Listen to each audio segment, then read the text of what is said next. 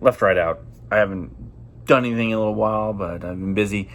I've been really paying attention to the markets. We've had some interesting stuff going on. A huge, or I wouldn't call it huge, it's a relatively huge sell-off comparative to what we've seen over the last number of years. Really, percentage-wise, it's not that big a deal, in my opinion. Then on Friday, you had kind of continuation of that I guess, a few percentage points sell off in the Dow and the S&P or whatever.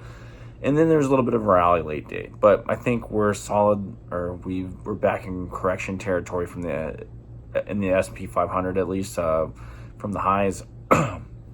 We keep seeing the yield curve pushing to shorter terms, and I can pull that up. I've been looking at it right now, so I can look at the span between a 30-day and a 30-year. And as of the 16th, I mean, we had, I think the 10 years, it was pushing 3.5. It's 3.45 is what they have here on the Treasury Direct.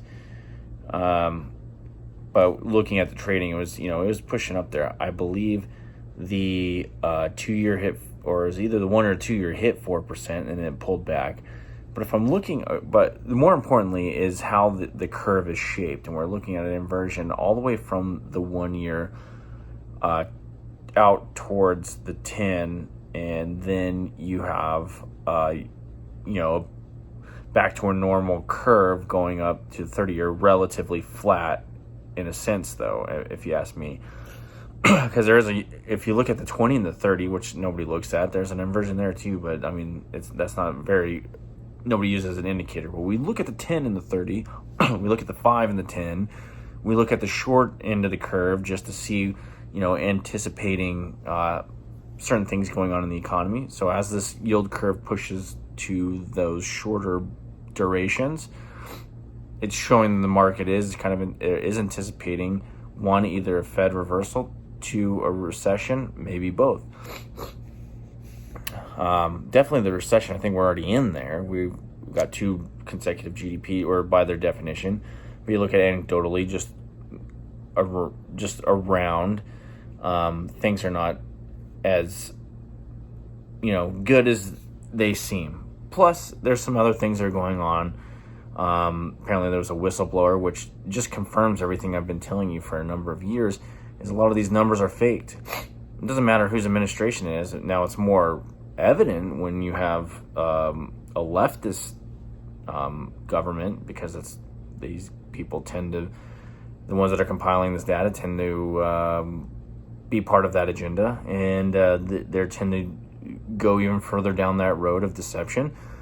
So the whistleblower, pretty much enlightened us a little bit about some of the numbers, double counting of jobs. I mean, that's the one in particular that it really stuck out to me, but we can look at other things. Another thing is, I was listening to Hannity just the other day, which I'm not a big fan of. I think he's probably a good person, I don't know, but he finally jumped on this thing that we've been talking about, is how they calculate CPI data.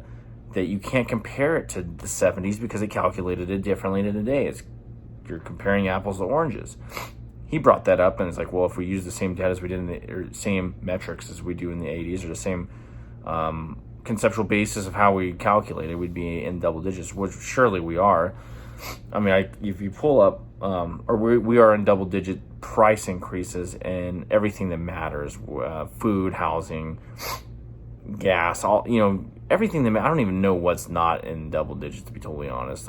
There was a list, and there are some things, but without weighting, if there was an equal weighting and all that, we'd be in double digits. If there was a proper measurement of actual housing costs, or not, I'm not talking about houses for sale, but just like sheltering costs, that'd be rents and various things of that nature. You're easily in double digits, but that stuff's all pretty crazy. Now, the one bright thing that's been going on this week that I've been paying attention to is the whole Martha's Vineyards thing. If you're not familiar with it, DeSantis, well, I believe it started with Abbott. He was busing migrants or illegal immigrants, up to these areas. I believe in Pennsylvania, D.C., and various other liberal enclave sanctuary city types.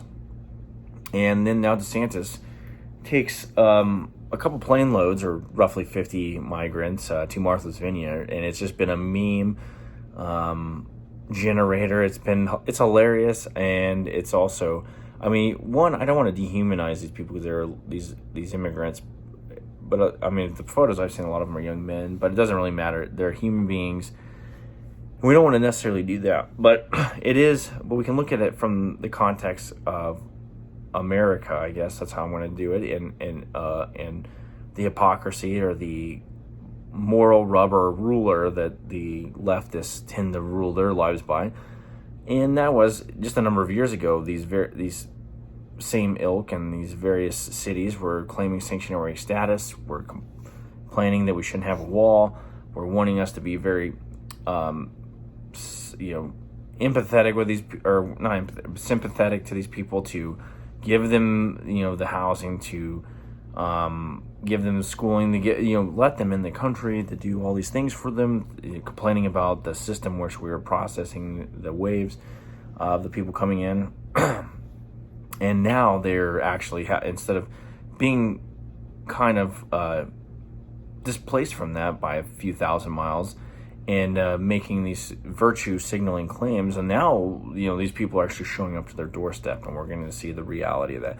But it never stops them, really. We've seen this kind of virtue signaling and then a calling out of it before, but it's always still hilarious to see the hypocritical nature of these folks that claim to be the bastions of virtue and American principles, which is the pretty much the polar opposite. What else is going on? That was the big one, because that's hilarious. If you got a chance, go check out some memes. The other thing that's very concerning, I mean, we could talk about economics some more, but I'm going to be very interested to see what's going on this week. You got the Fed meeting. I believe it's this week, because I think it's on Wednesday, and they're going to raise something. At least it's baked in 75 basis points. There's talk of possibly 100 basis points. They're ill-equipped to fight this at this point. I mean, even with the contraction of the balance sheet, we look at the credit markets. One thing, I'm bringing this up because nobody else has brought it up so far. Another mechanism that the Fed has in its toolkit to actually do stuff is raise the reserve rate. So one of the things that, right now, if they're reducing their own balance sheet, selling in the market, whether it be MBS or mortgage-backed securities or treasury securities, or raising interest rates, causing the price of money to go up, in a sense. What they can also do is hit the consumer side of things, or the fractional reserve side, which is the chief perpetrator of inflation, the creation of money. They could raise the reserve requirements, because I think they're zero now. You essentially just make money out of nothing. You don't have any deposits on hand in order to borrow against. If you just raise those up, I don't know, if you could do whatever, raise the 5, 10% or something, 15%.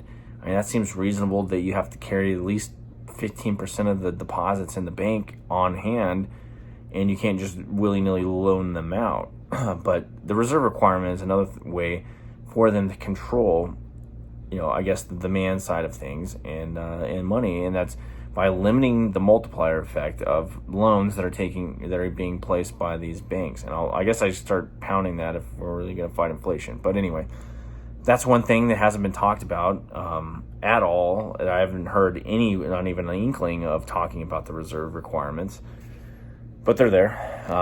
And one, I don't know if that'd be because you would have a destruction on the consumer lending side, and that's pretty much what's propping up a lot of people. But that is a chief money creator, is when people can just borrow and banks can just create this money out of thin air, this purchasing power. And it would also help facilitate the last vestige of what is the housing market crash. And that is coming. Don't worry about that. It's already started. Mortgage rates are over 6%. It's incredible what's going on. The other thing is we got the Russia-Ukraine war, which I've pretty much called it was over. It's been over. Besides the fact that there's funding mechanisms involved, and probably a lot of backdoor deals, a lot of money just going probably God knows where, a lot of arms to the point where a lot of Western nations are running out of their own supplies. But there's also this huge campaign I call it propaganda campaign by the West, pushing the fact that Russia has reclaimed some of the air territories near Kharkov. And some of that has to do with, it seems to be like, I don't know why people keep believing our own media. They only lied to us about every other story. And when they come clean, it's like years later, i.e. COVID, lab leak theory. But in this case, they're pushing this thing that Ukraine is like turning the tide of the war they're winning, when they totally ignore the fact that the Russians had like withdrew from this area and put a real minuscule police force, which, don't call, I'm not pro-Russian on this thing, but in fact, I think that was the wrong thing for them to do, because there's a lot of people that were getting their lives kind of, not that there was any no normalcy, because there's still, impending attacks and whatnot, but I think the people had a hope that maybe something with a Russian presence, and they would be kind of molded into the Russian Federation, like the Donetsk and Luhansk area and the Crimea. But that was with them pulling back and leaving just a contingent force, a small contingency. I think they're kind of betrayed by Russia in that sense, and Ukraine swept in there like there's a vacuum of power, or a vacuum of a force there, and they just went in there and they did what they did, and they're still fighting, but they're losing a lot of men. They're getting shelled like you wouldn't believe, and for some reason our media is saying that the Russians have come. They don't have the arms and they don't have the supplies, which that's not what I've heard from various sources from the Russian side of things, or from that area of the world, and that their supply chain is actually probably more secure than our own military supply chain at this point, or supplies, because we are funding, for some reason, we are sending a lot of critical shells, like the Mike 777 Alpha 2 fires, 155 millimeter artillery shells. I believe a lot of countries are running out of those. We're giving them, I guess it's we can kick all of our old stuff that's aging out over there and hopefully get new stuff, but a lot of our supply chain relies on Chinese stuff still on the defense side of things. So that's why there's probably more secure than ours. Not saying that we don't have more supply than they do, because they are involved in a kinetic conflict. Not to mention there's other conflicts going on over there. Who knows what we're doing, but don't worry, Pelosi's over there now.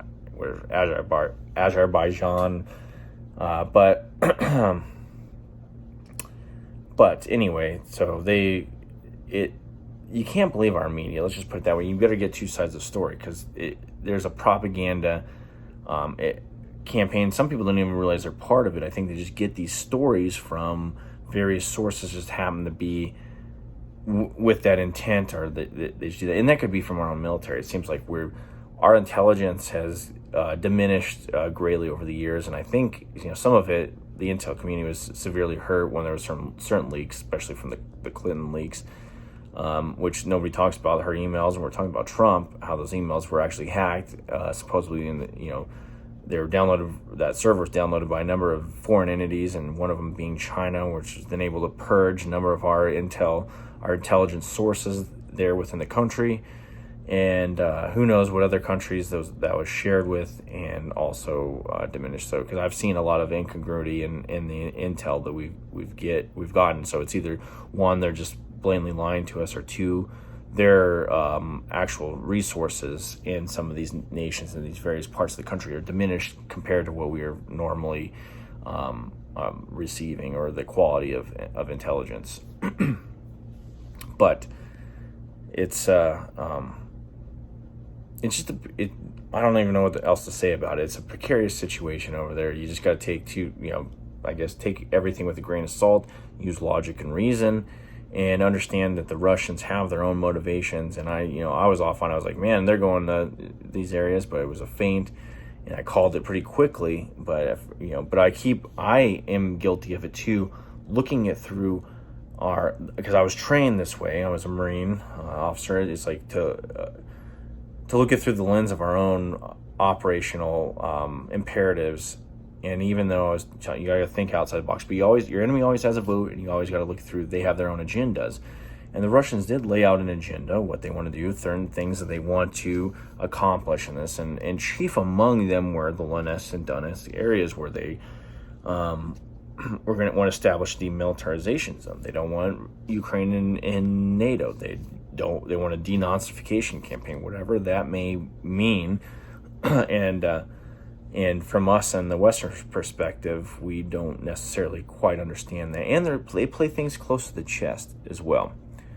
But anyway, I guess I'll leave it there. What was the other thing? Oh, there's an interesting, if you want to follow cases like trials, which some of them I find interesting. The Alex Jones trial, which is probably one of the most bastardizations I've ever seen of courtroom decorum.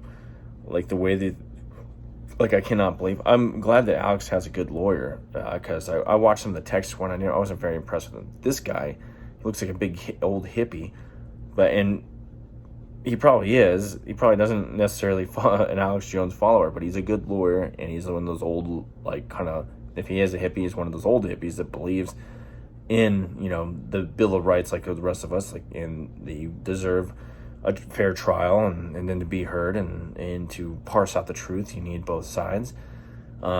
He's been standing up to this judge. It's been pretty crazy watching this judge and what she's actually doing. It seems, even with a monicum of judicial experience, or if you've ever studied a little bit of law or whatnot, you can understand that this is kind of unprecedented. And you wonder about the ramifications if they're actually able to award damages in excess over in this case of what other lawsuits can be taken up against the media or various other organizations from any individual that might have some harm done to them, and it's reported on. I mean, whether you agree with him or disagree with him, this case can have ramifications that go far beyond Alex and his platforms. And to be fair, I've listened to Alex for, I don't know,